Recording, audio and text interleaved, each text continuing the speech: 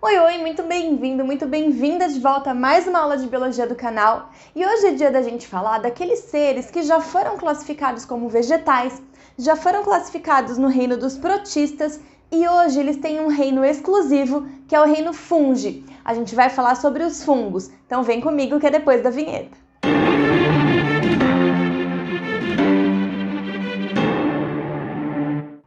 Muito bem, a gente vai falar então sobre os fungos e o estudo desses caras é a micologia. Toda vez que a gente vê o prefixo mico em alguma palavra, pode estar relacionado aos fungos. Representados pelos cogumelos, bolores, orelhas de pau e leveduras, único representante aqui que é unicelular. Enfim, existe uma variedade de tipos de fungos e a gente vai falar sobre todos eles. Vamos começar falando quais são as características gerais desses indivíduos. Eles habitam locais sempre úmidos e sombreados, e pode ser o solo, a água ou ainda parasitando outros organismos. São organismos eucariontes, uni- ou pluricelulares. Aliás, eles têm uma parede celular constituída de quitina, que é o mesmo polissacarídeo hidrogenado que compõe o exoesqueleto dos artrópodes. Além disso, eles não possuem cloroplastos. No mais, a reserva energética, a substância que eles utilizam como reserva energética é o glicogênio. E olha só, o fato deles possuírem quitina e eles reservarem energia na forma de glicogênio faz com que eles sejam evolutivamente muito mais próximos dos animais. Então, eles não são considerados mais vegetais. Lógico, na classificação, as características que levam à classificação, elas são muito mais elucidadas atualmente, né? Então a gente retirou ali há um tempo os fungos do grupo dos vegetais, principalmente por termos descoberto a ausência de cloroplastos, a presença de quitina e a presença do glicogênio.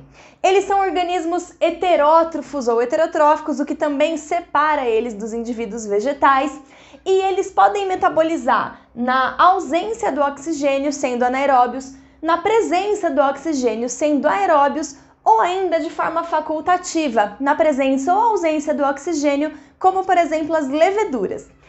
Vamos falar então um pouquinho como que é a organização do corpo de um fungo.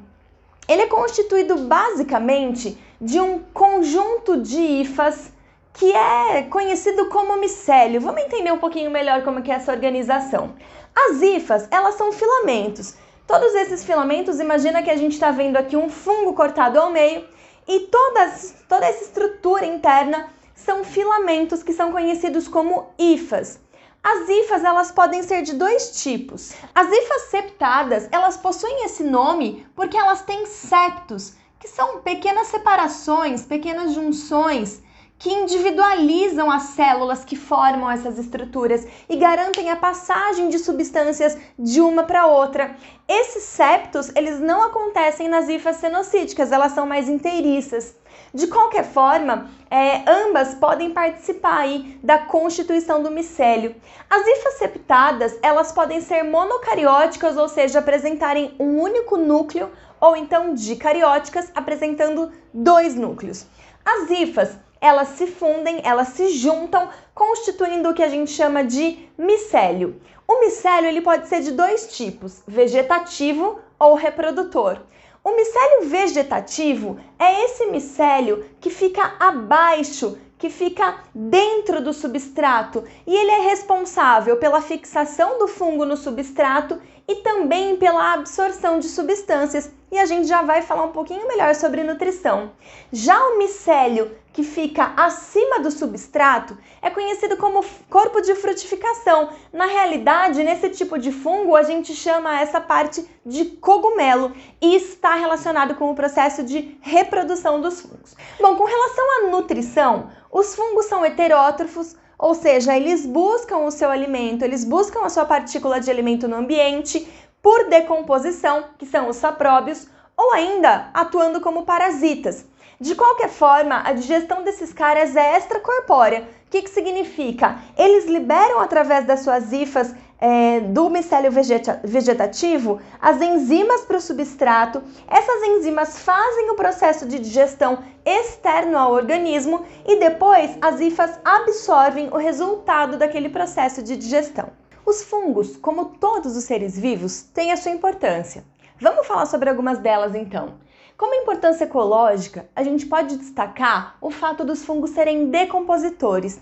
Os decompositores, assim como as bactérias, são capazes de decompor a matéria orgânica e transformá-la novamente em matéria inorgânica, devolvendo sais minerais para o solo que vão ser captados ali pelos produtores no processo de fotossíntese para renovar, para reciclar esse material e produzir novamente compostos orgânicos que vão passar e que vão fluir ao longo das cadeias alimentares. Esse processo é fundamental para que continue havendo vida no nosso planeta. Os fungos ainda são responsáveis por fazer associações de mutualismo com plantas e com algas ou cianobactérias. A associação de mutualismo que os fungos fazem com as raízes de plantas é chamada de micorrizas, e a associação que eles fazem com as algas ou cianobactérias é chamada de líquens. Nas micorrizas, os fungos fornecem água e sais minerais e conseguem absorver nutrientes orgânicos, açúcares, vitaminas. Isso também vai acontecer ali nos líquens. As micorrizas, elas podem ser de dois tipos: endomicorrizas, que são fungos que conseguem entrar, cujas hifas conseguem entrar dentro das raízes, e as ectomicorrizas, cujas hifas somente se enrolam ao redor das raízes. Os líquens, eles são considerados organismos pioneiros, porque eles são capazes, em função da participação ali das algas, de colonizar ambientes que antes eram inóspitos, eram sem vida. Além disso, eles são considerados bioindicadores, ou seja, eles indicam a qualidade especialmente do ar. No local onde tem bastante líquens presos nas árvores, isso significa que o ar ele é mais puro, menos poluído. Interessante lembrar que os líquens eles se reproduzem de duas formas interessantes. Por fragmentação, então quando fragmenta, quando quebra um pedaço de um líquen, ele pode dar origem a outro, ou ainda pela formação de sorédios. Os sorédios nada mais são do que pedaços de algas, que são as zooxantelas, que são pequenas, revestidas por fungos. Isso forma uma estrutura resistente que pode ser levada pelo vento e leva à formação de um novo líquen. Além disso, nós temos também a participação dos fungos em processos de biorremediação. Esses processos, eles utilizam fungos, bactérias geralmente, cujo metabolismo é capaz de degradar componentes poluentes do ambiente, por exemplo, o derramamento de petróleo. Então você inclui naquele ambiente um fungo, uma bactéria, que vai utilizar no seu metabolismo natural aquele componente para degradar e vai acabar eliminando esse poluente do ambiente. Além disso, eles também podem ser utilizados no controle biológico, que consiste no controle de pragas, especialmente pragas agrícolas, como por exemplo a cigarrinha da cana e até a barata doméstica. Como importância econômica, a gente pode citar os fungos como iguarias, a alimentação direta de vários tipos de fungos, como champignons, shiitake, shimeji, entre outros. Produção de alimentos, então através da ação dos fungos nós conseguimos produzir queijos, conseguimos produzir shoyu.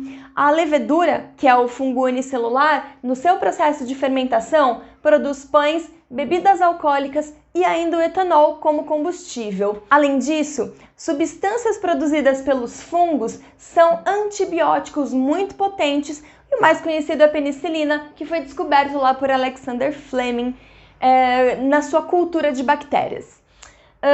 Como importância médica, nós podemos citar as doenças que são causadas por fungos, que são as micoses. Dentre as mais comuns, nós temos o sapinho e a candidíase. Na realidade, o sapinho é considerado uma candidíase oral e ambos acontecem especialmente quando a imunidade está baixa. A candidíase, ela afeta o canal vaginal.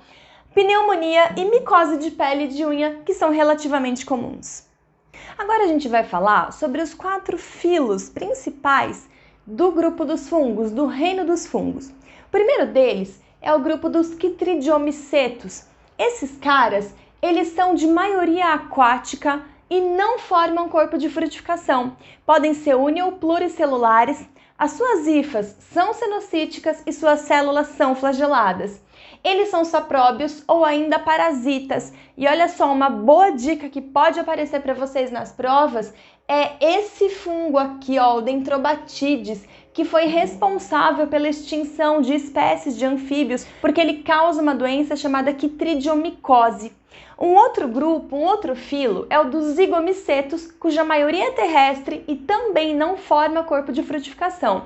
Esses caras possuem hifas cenocíticas, são sapróbios ou parasitas, ainda podendo ser mutualistas e são conhecidos aí como bolor preto de pão. O grupo do ascomicetos é o grupo de maior diversidade. São eles, inclusive, os maiores responsáveis pela formação dos líquens.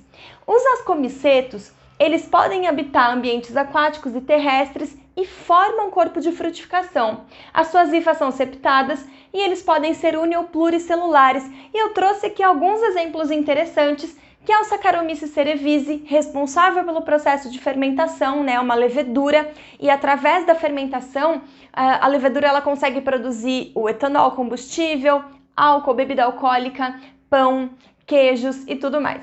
Aspergillus flavus, ele infecta amendoim e ele pode liberar uma toxina que ao longo do tempo pode causar problemas hepáticos, especialmente o desenvolvimento do câncer no fígado. E o Clavíceps púrpura, que é o fungo responsável pela produção do ácido lisérgico, que é o precursor do LSD, que é um potente alucinógeno, ou ainda da ergotina, que vai causar uma doença conhecida como ergotismo. E por fim, os basidiomicetos, conhecidos aí como cogumelos, bastante comuns pra gente, né? Então o cogumelo mostra aí o corpo de frutificação e as suas hifas são septadas. Os fungos se reproduzem tanto de forma sexuada quanto assexuada. A reprodução sexuada ela é um pouco mais complexa. Eu tentei fazer um resuminho aqui, tentei fazer um esqueminha que ficasse um pouco mais fácil da gente entender.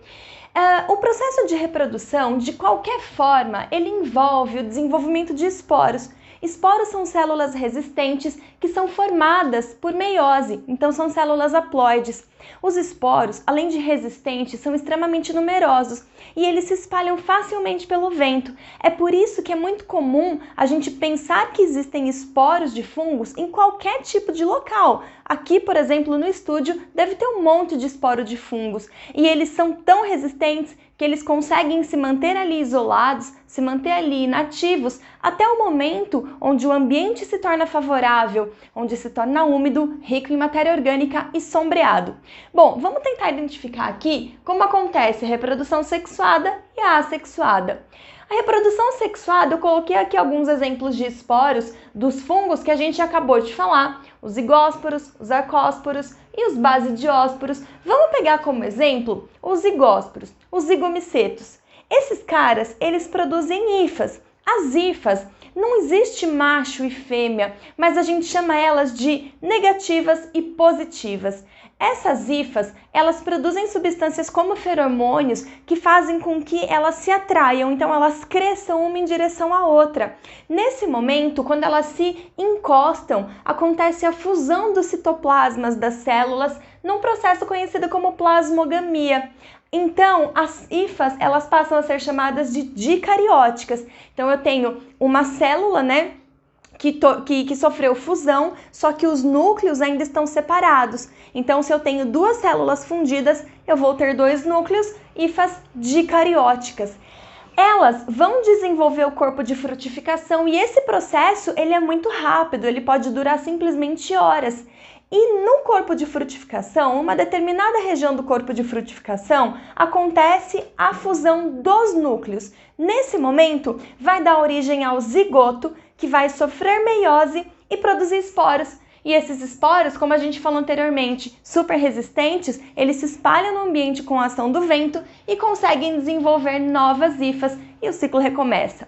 Bom, a reprodução do tipo assexuada, bem mais simples, ela pode ser feita por fragmentação, que nada mais é do que o corte, né, a fragmentação mesmo de um pedaço que cai no ambiente e desenvolve um outro fungo, por brotamento, que é muito comum em leveduras. Então, o brotamento é o surgimento de um broto a partir do organismo considerado mãe, e esse broto, num determinado momento, ele se solta da mãe e se prende e se fixa no ambiente, dando origem ao novo fungo. Nas leveduras, como isso é muito comum, pode acontecer de ficarem umas muito próximas, unidas às outras, formando uma espécie de colônia.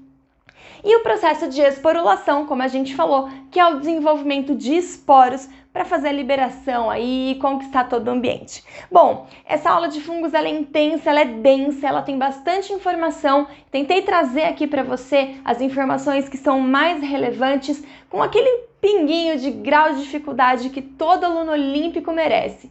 Então eu espero que você tenha gostado. Se ficou alguma dúvida, escreve aqui para mim nos comentários. Por favor, não esquece de tirar um print dessa aula e me marcar ali no Instagram. A gente vai crescendo e vocês vão ajudando a gente. Eu espero ter ajudado. Agora eu fico por aqui. Um beijo e até a próxima.